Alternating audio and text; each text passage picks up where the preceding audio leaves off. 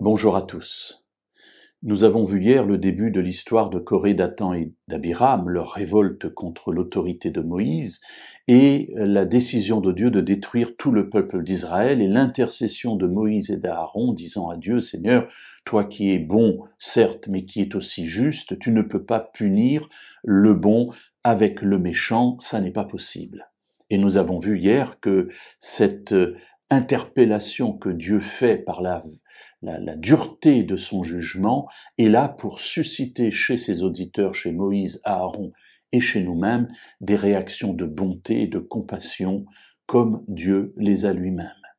Alors, Moïse et Aaron sont intervenus et ont donc dit cette parole, tu ne peux faire mourir le juste avec l'injuste. Et Dieu va répondre, à partir du verset 23, à cette question, ce questionnement rhétorique de Moïse. L'Éternel parla à Moïse et dit, « Parle à la communauté et dis, retirez-vous de toutes parts, loin de la demeure de Coré, de Dathan et d'Abiram. » Et c'est ce qui va se passer. Tous ceux qui se retirent de la proximité de Coré, Dathan et d'Abiram montrent par là même qu'ils ne partagent pas leurs péchés et ils s'en vont. Et ce qui va se passer ensuite, à partir du verset 31, comme il achevait de prononcer toutes ces paroles, le sol qui était sous eux se fendirent, la terre ouvrit sa bouche et les engloutit, eux et leurs maisons, avec tous les gens de Coré et tous leurs biens.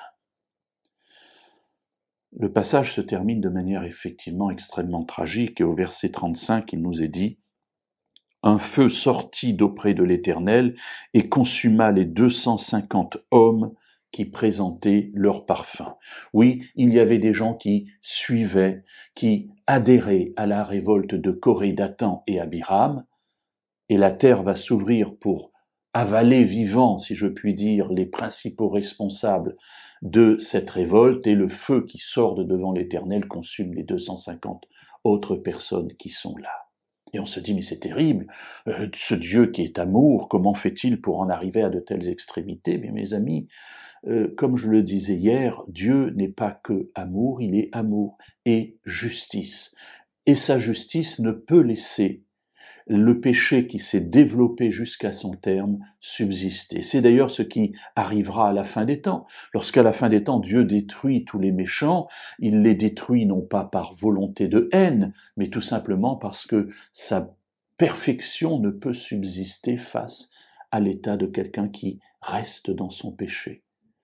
Alors pour éviter cela, il nous dit, tournez-vous vers moi, donnez-vous à moi, adhérez, croyez en moi, croyez dans ce que j'ai fait pour vous au travers de l'œuvre du Messie, de Jésus, et vous serez sauvés. Mais effectivement, ne participez pas au péché de ces gens-là. Dieu ainsi nous interpelle sur notre vie et sur nos choix fondamentaux d'existence, de quel côté voulons-nous nous tourner?